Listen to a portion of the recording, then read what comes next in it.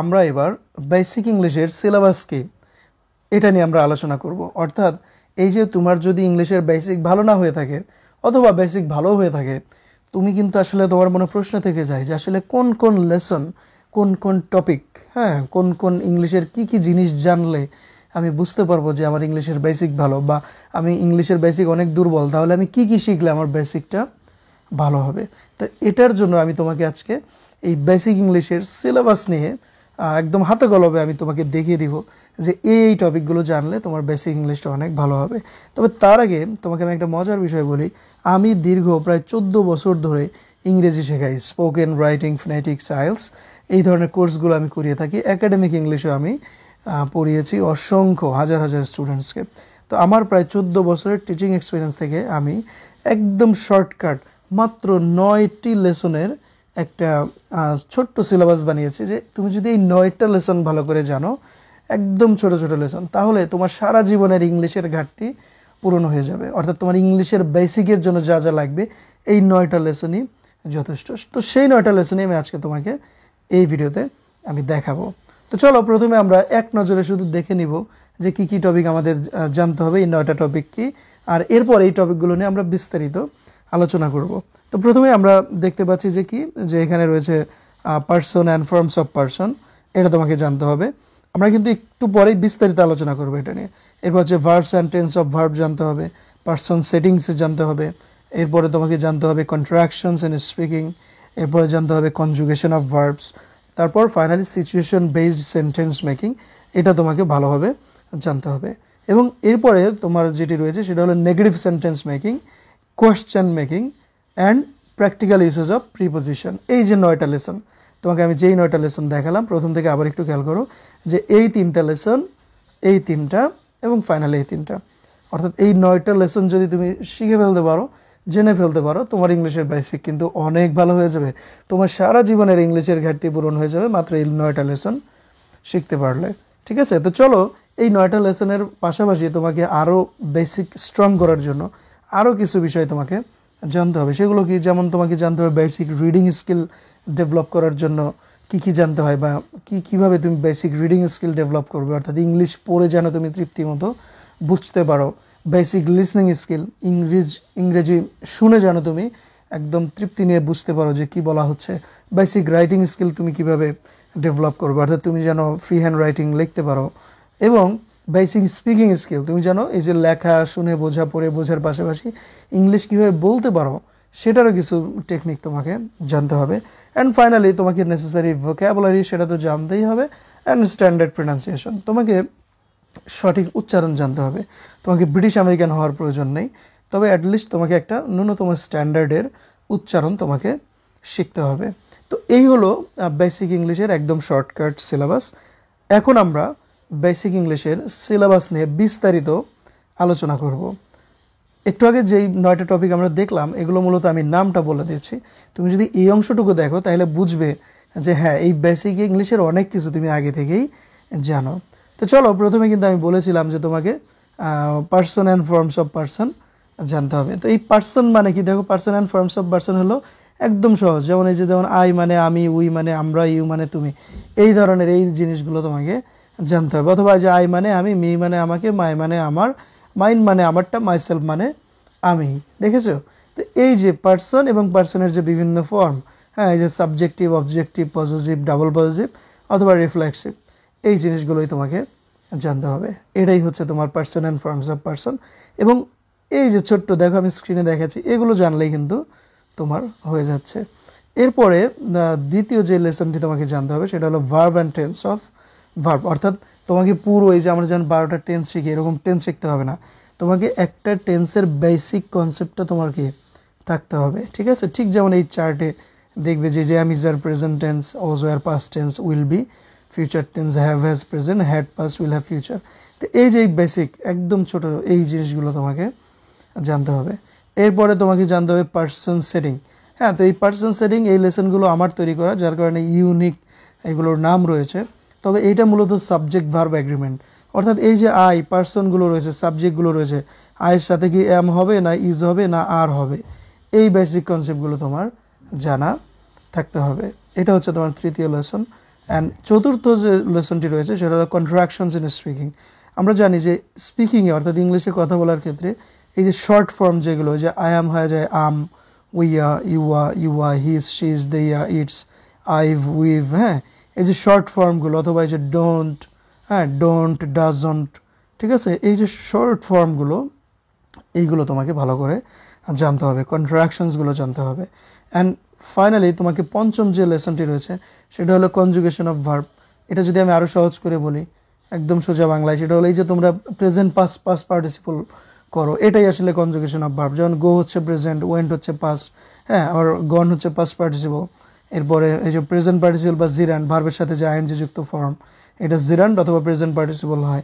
এরপরে যে third person সিঙ্গুলারের সাথে যে এস বা ইয়েস যুক্ত হয় সেইটা। অর্থাৎ এই যে গো ভার্বটির যে পরিবর্তন, ওয়েন্ট, গন, গোয়িং, হ্যাঁ, অথবা এস বা ইয়েস যুক্ত ফর্ম, এই পরিবর্তনগুলোকেই মূলত বলে কনজুগেশন অফ ভার্বস। তুমি যতই রুলস ফর্মুলা শিখো, এই কনজুগেশন অফ ভার্বস তোমাকে জানতেই হবে, এই ওয়ার্ডগুলো তোমাকে মুখস্থ করতেই হবে, এই ফর্মগুলো, কনজুগেশনগুলো। তো এইটা হচ্ছে আমাদের পঞ্চম লেসন, পঞ্চম বেসিক। এবং এই বেসিক প্রথম পাঁচটি হচ্ছে খুবই ফান্ডামেন্টাল জিনিস। এরপরে যে ষষ্ঠ লেসন থেকে তোমাকে প্র্যাকটিক্যালি কিছু জিনিস শিখতে হবে, সেটা হলো যে সিচুয়েশন বেসড সেন্টেন্স মেকিং। আমাদের দেশে মূলত আমরা টেন্স বেসড বাক্য তৈরি করা শিখি। এই যেমন ধরো আমি ভাত খাই, সেই স্কুলে যাই, এরকম, হ্যাঁ, বা প্রেজেন্ট ইনডিফিনিট টেন্স শিখলাম, প্রেজেন্ট ইনডিফিনিট টেন্সের স্ট্রাকচার, গঠন প্রণালী শিখে এইটার যত বাক্য আছে সেটা আমরা তৈরি করা শিখলাম। এইভাবে আমরা শিখি। আসলে কিন্তু এভাবে শেখা যায় না। আমরা ইংলিশে কথা বলি বা লিখি বিভিন্ন প্রেক্ষাপটে, আমরা বিভিন্ন প্রেক্ষাপটে কথা বলি, আমরা কিন্তু বিভিন্ন টেন্সে কথা বলি না। এই জন্য টেন্স নয়, তোমাকে সিচুয়েশন বেসড বাক্য তৈরি করা জানতে হবে। এবং সপ্তম যে লেসনটি রয়েছে সেটা হলো নেগেটিভ সেন্টেন্স মেকিং। অর্থাৎ তুমি সিচুয়েশন বেসড যে বাক্য তৈরি করা শিখলে এই বাক্যগুলোকে কীভাবে নেগেটিভ বানাতে হয়, না বোধক বাক্য বানাতে হয়, সেই জিনিসগুলো তোমাকে জানতে হবে। এবং অষ্টম যে লেসনটি রয়েছে সেটা হলো কি, যে কোয়েশ্চেন মেকিং, অর্থাৎ তোমাকে প্রশ্ন তৈরি করা জানতে হবে। তুমি প্রথমে শিখিয়েছো সিচুয়েশন বেসড সেন্টেন্স মেকিং, এরপরে তুমি শিখলে কীভাবে এগুলোকে নেগেটিভ করতে হয়। এখন তোমাকে শিখতে হবে এগুলোকে কীভাবে ইন্টারোগেটিভ করতে হয়, অর্থাৎ প্রশ্ন বানাইতে হয়। এটা কিন্তু খুবই ভাইটাল একটা লেসন, এগুলো তোমাকে জানতেই হবে। আমি এই যে 8টি লেসন বললাম, এগুলো না জানলে চলবেই না, ঠিক আছে, এগুলো।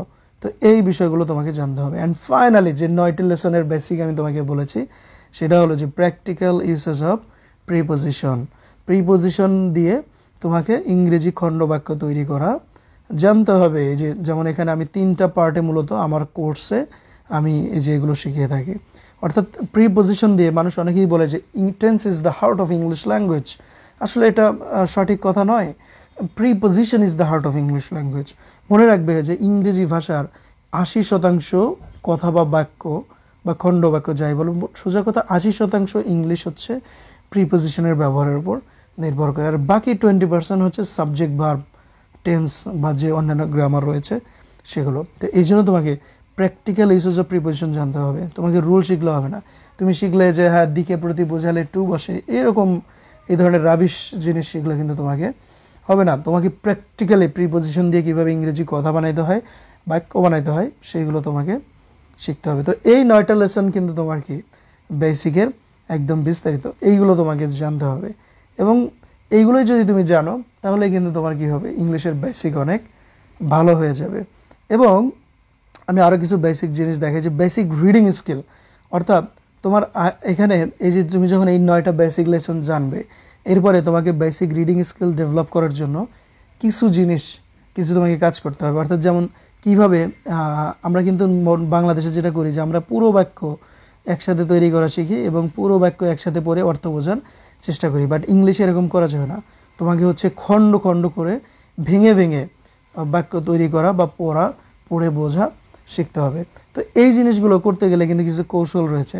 যেমন তোমাকে যদি আমি বলি যে হ্যাঁ তোমাকে ভেঙে ভেঙে খণ্ড খণ্ড করে তৈরি করতে হবে, কিন্তু কতটুকু অংশ একসাথে পড়বা, কোথায় ভাঙবা, কোথায় খণ্ড করবা, এই জিনিসটা কিন্তু অনেকে জানে না। তো এটা তোমাকে জানতে হবে যে ইংলিশ ভেঙে পড়বো, ঠিক আছে, আমি ভেঙে ভেঙে পড়বো, আমি খণ্ড খণ্ড করে পড়বো, কিন্তু কতটুকু অংশ আমি খণ্ড খণ্ড করে পড়বো, এই জিনিসটা কিন্তু জানে না। আর তার মানে হচ্ছে আরেকটা জিনিস হলো যে কতটুকু অংশ একসাথে পড়বে, এটা তো আছেই। এবং গুরুত্বপূর্ণ বিষয় হলো যে আন্ডারস্ট্যান্ডিং ইংলিশ টেক্সট। ঠিক আছে, তুমি ইংলিশের যে টেক্সট এটা কিভাবে পড়ে বুঝবা তৃপ্তিমতো, এটার কিছু কৌশল রয়েছে। তো এই টেকনিকগুলো তোমাকে জানতে হবে।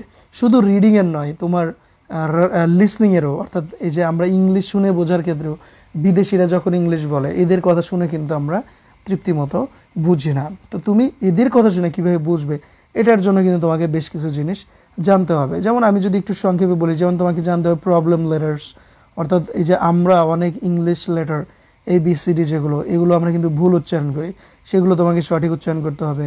এরপরে সাউন্ড শিখতে হবে তোমাকে। হ্যাঁ, ইংলিশে 44টা সাউন্ডস রয়েছে, এর মধ্যে মিনিমাম 7টা সাউন্ডস তোমাকে জানতেই হবে, 7টা সাউন্ডসের সঠিক উচ্চারণ তোমাকে জানতেই হবে। এরপরে হচ্ছে তোমাকে শিখতে হবে যে অ্যাসপারেশন আছে, অ্যাসপারেশন অর্থাৎ এই যে ফ ঠ খ, এগুলো কীভাবে উচ্চারণ করতে হয়, ফ ঠ খ, হ্যাঁ এইগুলো তোমাকে জানতে হবে। এরপরে তোমাকে আরও কিছু রুলস রয়েছে, যেমন TD উচ্চারণ হয় কোথায়, এই যে টি এবং ডি শব্দের শেষে অনেক সময় এগুলো উচ্চারণ হয় না, আবার এগুলো অনেক সময় টির উচ্চারণ চ হয়, ডির উচ্চারণ জয়ের মতো হয়, আবার অনেক ক্ষেত্রে TD বাদ গিয়ে একটা ধাক্কার মতো দিতে হয়, যেটাকে গ্লোটাল স্টপ বলে। তো এরকম 5 থেকে 7টা, হ্যাঁ 5 থেকে 6টা বেসিক জিনিস রয়েছে, বেসিক টার্ম রয়েছে, খুবই সহজ এগুলো। তো এই জিনিসগুলো জানলে তোমার ইংলিশ লিসনিংয়ের মানে ইংলিশ শুনে বোঝার ক্ষেত্রে অনেক বেশি তোমার এটা কাজে দিবে। এতে করে তোমার আইএলস থেকে শুরু করে বিদেশিদের সাথে কমিউনিকেশন অনেক বেশি সহজ হয়ে যাবে।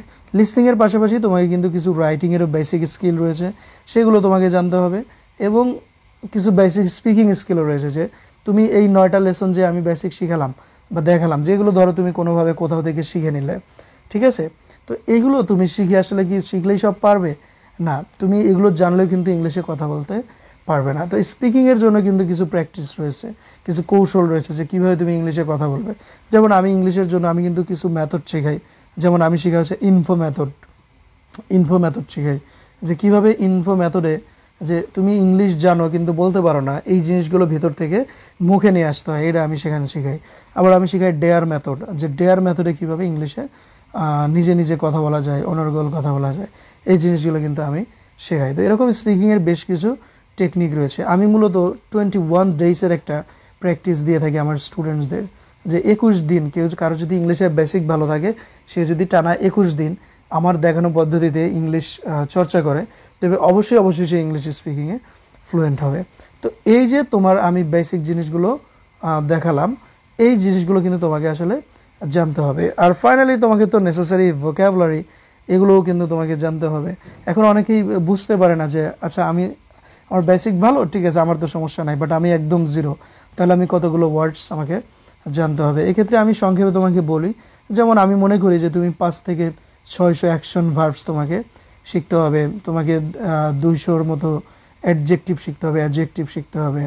এরপরে তুমি যদি 300-র মতো নাউন শিখো, হ্যাঁ, তো নাউন শিখে থাকো, এইগুলো থাকলে, অথবা তুমি 100-র মতো যদি অ্যাডভার্বস শিখো, এগুলো শিখলে কিন্তু কি হয়ে যাচ্ছে। তো এই জিনিসগুলো কিন্তু আমার কোর্সে আমি স্টুডেন্টদের এভাবে করেই তৈরি করি, ঠিক আছে। আর ফাইনালি তুমি দেখো হচ্ছে তোমার স্ট্যান্ডার্ড প্রোনাউন্সিয়েশন। আমি কিন্তু আবারও বলেছি যে we are non native speakers of English, and as a non native speaker you won't have to be a British or American. তোমাকে ব্রিটিশ আমেরিকান হওয়ার প্রয়োজন নেই, তোমাকে অ্যাটলিস্ট একটা ন্যূনতম স্ট্যান্ডার্ড ফলো করতে হবে, একটা ন্যূনতম স্ট্যান্ডার্ডে ইংলিশ উচ্চারণটা তোমার থাকতে হবে। এটাই হচ্ছে কাজ তোমার। ব্রিটিশ, হ্যাঁ, ফ ঠ খ বলে ব্রিটিশ আমেরিকান হইতে হবে এরকম কিন্তু নয়।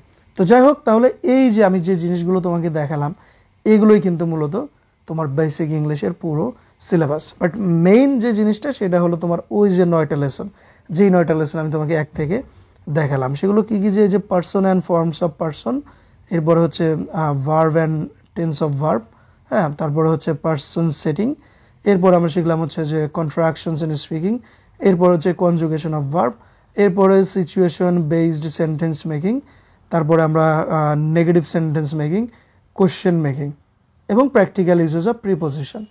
এই 9টা, অর্থাৎ এই 9টা লেসন দিয়েই তুমি সারা জীবনের ইংলিশের ঘাটতি পূরণ করে ইংলিশের অনেক স্ট্রং একটা বেসিক তুমি তৈরি করতে পারবে। তো এটা হচ্ছে বিষয়। আমি একটা কথা মজা করে বলি যে কেউ যদি এই 9টা লেসন ভালো করে শিখে, বিশেষ করে আমার দেখানো পদ্ধতিতে যদি শিখতে পারে, তাহলে তার ইংলিশের বেসিক হবে দুবাইয়ের যে বুর্জ খলিফা রয়েছে, পৃথিবীর সবচেয়ে বড় বিল্ডিং, সেইটার ফাউন্ডেশনের চাইতেও শক্ত ফাউন্ডেশন হবে তার ইংলিশের ফাউন্ডেশন। এবং এটা কিন্তু সত্য, যারা আমার কোর্সে পড়ে, আমি যাদেরকে পড়াই তাদের কিন্তু এভাবেই স্ট্রং বেসিক আমি তৈরি করে থাকি মাত্র 9টা লেসন শিখে। তো ঠিক আছে, তো এই যে আমি টোটাল বেসিক ইংলিশ নিয়ে কথা বললাম, আশা করি এগুলো তোমার অনেক কাজে দিবে। আর এখন তুমি আমাকে প্রশ্ন করতে পারো যে ভাইয়া বা স্যার, আমরা তো জানলাম 9টা লেসন, কিন্তু 9টা লেসন কীভাবে শিখবো, কোথায় পাবো? তো তোমরা যদি চাও যে কিভাবে বেসিক ইংলিশ শিখবে সেটার উপর একটা ভিডিও চাও, তাহলে আমাকে কমেন্টে জানাও, আমি সেটা করে দিব। এবং তোমরা যদি চাও যে হ্যাঁ এই 9টা লেসন নিয়েই আমি ভিডিও বানাই, তাহলে 9টা লেসনে আমি ভিডিও হিসেবে অথবা পুরো বেসিক ইংলিশ কোর্সটাই একটা বেসিক ইংলিশ কোর্স প্লেলিস্ট করে আমি তোমাদেরকে এই চ্যানেলে আপলোড করে দিব।